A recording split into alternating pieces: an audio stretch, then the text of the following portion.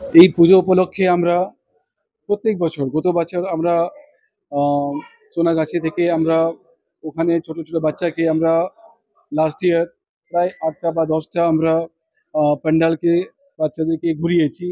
তাদের সাথে আমরা টাইম স্পেন্ড করেছি, তাদেরকে খাওয়া দাওয়া করিয়েছি, তাদেরকে গিফট দিয়েছি, কাপড় দিয়েছি। আর তাদেরকে একটা মেন স্ট্রিমে পুজোর সাথে আমরা জুড়তে একটা চেষ্টা করেছি।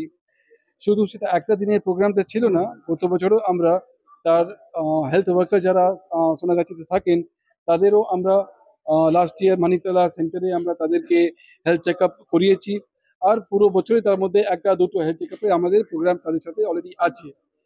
সেই ইভেন্টটাকে আমরা আরেকটা এক্সটেন্ড করেছি। এই বছরে আমরা বেহালা এরিয়ার প্রায় 40 বা 50টা গরিব বাচ্চা যারা বিলো পভার্টি আছে, স্লাম এরিয়া দিয়ে বাচ্চাদের যারা কোনোদিন পুজোতে সেইভাবে একটা পার্ট হতে পারে না, এই বছরে আমরা তাদেরকে আমাদের সাথে নিয়ে এসে তাদেরকে সকালে 8টার সময় তুলে ব্রেকফাস্ট করিয়েছি, আমরা লাঞ্চ করিয়েছি, তাদের সাথে আমরা পুজো ঘুরেছি।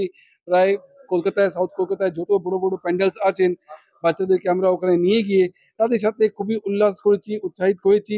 তাদের মনে খুশি দেখে, তাদের মনে হ্যাপিনেস দেখে এই পুজোর স্টার্টটা আরো বেটার হতে পারে। আমি যাতে মায়ের আগমনের যে আনন্দ তারাও যাতে উপভোগ করতে পারে, তারাও যাতে বঞ্চিত না হয়, তাদের জন্য তাদের যে সাপোর্ট তারা দিচ্ছেন, যে সহযোগিতা করছেন, তার জন্য আমি কৃতজ্ঞ, তাদের আমি ধন্যবাদ এবং শুভেচ্ছা। এক বছর এই অনুষ্ঠান চলবে, আজকে থেকে শুরু হলো, তো সেই জায়গা দাঁড়িয়ে থেকে দেখুন, পৃথিবীতে শর্ট টার্ম অনুষ্ঠান করার জন্য অনেক কিছু অর্গানাইজেশন পাওয়া যায়।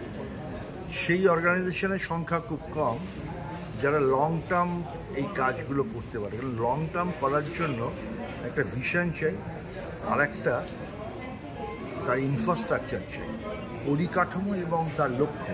এই যদি দুটো এক জায়গায় না আসে তাহলে লং টার্ম কাজ করা খুব মুশকিল। সেই জন্যই জেএমস গ্রুপকে আমি ধন্যবাদ জানাই যে তারা একটা লং টার্ম প্রজেক্ট নিয়ে চলবে।